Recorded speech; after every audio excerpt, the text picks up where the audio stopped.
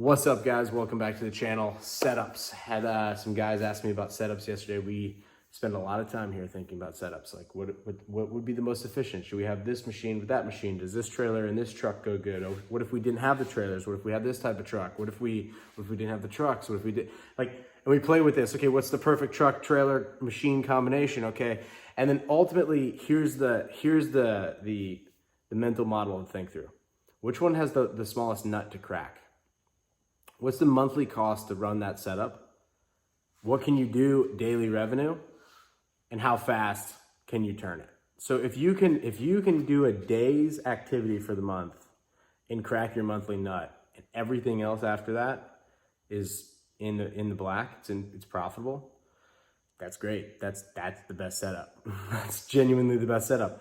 Beyond that, you can start to add complexity. Well, what if I did this? What if I added that? What if my monthly cost went up? And what you're doing is you're changing the beta. You're changing the risk adjust level to your company. If you think about turning a dial, that's what you're doing. You're expanding the monthly nut, which is okay. If you're General Motors, maybe it does take 20 days to completely break costs.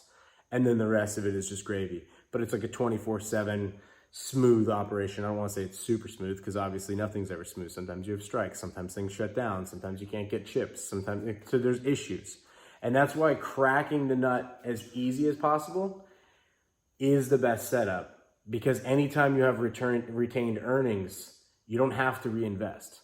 You can just hang and just let retained earnings stack. And if your monthly nut is so small, or it's easy to crack, it doesn't have to be small. It could be a $100,000 a month monthly nut. But like if your daily revenue is $1 million, then like whatever. The point is if you've got a $10,000 monthly nut and your revenue is 15,000, not so great. If your revenue drops down to 9, now we have a problem. If it drops down to 10, we get a problem. It drops down to 15, we have a problem. But it'll take a while for the problem to be like, bam. You'll have a bad week and it'll be boom, boom, boom, boom. Everything will start to domino on you. So the best setup is the one that allows you to be profitable. And then the rest of the equation is ROI. If I were to reinvest some of my earnings, how fast could I return that back to me? That's a payback period. Payback period is the easiest financial equation it'll teach you in finance school. If I put something out and it makes $1,000 a day and it costs me $10,000 to buy it, my payback is 10 for the lazy method. Now the real method, I got tires, wear, tear, oil, fuel, labor, fixed cost insurance, inland marine policy potentially, et cetera, right? You got all those things. So maybe it's a $15,000 situation with $1,000 a day revenue that has a $300 take home. So it's $10,000 divided by 300. So it's like 33-ish, around there. Profitable days to own this thing and return my capital. I'm going to get my capital back in a month of consistency. That's awesome. Now it might take you 3 months to achieve that. It might take you 12 months to achieve that. If it takes you more than 18 months to achieve that, and you got to really make sure it's the right investment. It takes you more than 24 months to achieve that. We got to really think, what's your long-term 5-year, 10-year plan? Does this play into it? It's a bigger conversation. But on the smallest things, what can I invest 20 bucks in and get my 20 bucks back immediately? Like guys come to work, not here, but we've had guys and they last for a day. And then it's like, thank you, we'll write you one of the largest checks you'll get for a day's labor. Have a great day. Oh no, we really want to beat. No, dude, you're not qualified. The first thing that'll disqualify you, you don't show up with a water bottle, like a proper one. Something that you spent $40, $50 on, $20 on, whatever. But you're not buying throwaway 1 gallons. It stays colder. You know exactly how much you drink, etc. Like it's the easiest investment you can get if you work outside to get the highest ROI, because you just do the math, how much you're spending on water bottles versus how much can you buy a proper nice water bottle for, like a nice one. Now there's sometimes have a throwaway disposable water bottle, but like you get it. But the ROI on that is high. It's 30-day payback period. One of the best machines I ever bought was an old Woods lawnmower. It's like a grasshopper, but it was like Kubota, but like Woods. It had a Kubota diesel in it, 24 horse, had like 2,800 hours on it, maybe more, maybe 4,000 hours. I don't even think the hour gauge worked when I got it. I got it for $2,000. I put some belts in it, some tires on it. We used that thing for 2 years. We made our money back on it the first month. It was right when I was at the breaking point where I started out with my first setup, which is a 36X Mark and a little V6 gas truck.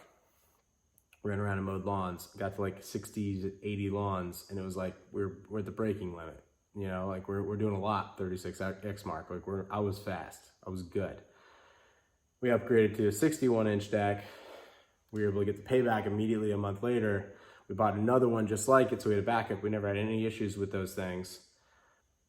We crushed it, went up to like 100 accounts, sold the company a year later and got multiples. We did have newer machines that enabled us to get a new like diesel, 430D Grasshopper. I'm partially Grasshopper. I think it's the best one in the game. But like that was our setup. But the setup at the beginning was a 36X Mark V6 truck. It worked great. The setup became the 430D. And then I eventually thought, if I sell these lawn routes, I can sell a lawn route for the value of a Bobcat service, like a Bobcat, a guy in a truck. So if you look at the rig, got a guy out there with like a nice lawn rig, 2 lawnmowers, 0 turns, all the small engines, all the things. There's lots of moving pieces. You can consolidate that entire trailer, there's 8 engines in there, into 2 engines, like a Bobcat and a blower. So 1, 2 stroke, and then you add a chainsaw. Maybe you have a couple things, but like ultimately you don't have a lot there. Your main thing is the Bobcat, and then the truck. And you have to change the truck sometimes. Sometimes if you can make a long-term plan and get something that's gonna work for the transition period, that's cool too. But eventually you'll outgrow that setup, or you can downsize down into the smaller setup. It doesn't really matter. You can adjust, especially if you have the flexibility in the monthly nut, because you'll have liquidity. And because you'll have liquidity, you'll be able to grease the wheels.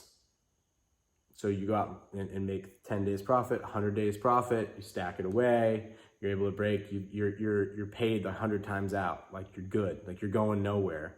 You just have to control your expenses. You just have to control like what you don't have to pay. Like your fixed costs you have to pay. Your variable costs you don't have to pay. You don't have to go to Smoothie King. That's a variable. It's probably a cost because you're like, oh, well, I'm out working, whatever. You can have it. I like it. It's one of my favorite expenses. But like, you don't have to have it. But like also, I don't notice it. I'm not saying like $11 doesn't matter, but I get a acai bowl and the freaking smoothie. So it's like $22 when I get it, $24. And I don't care, inflating it up. I don't care what it is. I like that stuff. And that's what I eat. Like a couple times a month, that's what I'll have.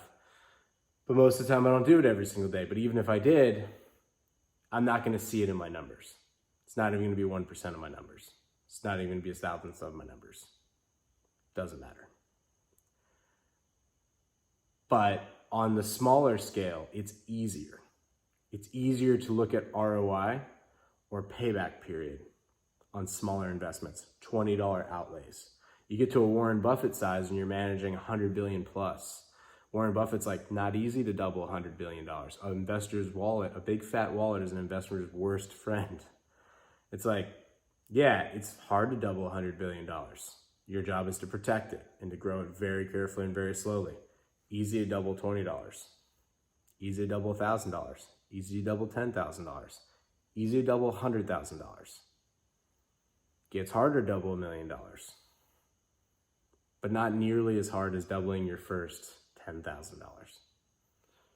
So that's ROI. That's setup. Love you guys. See you on the next one.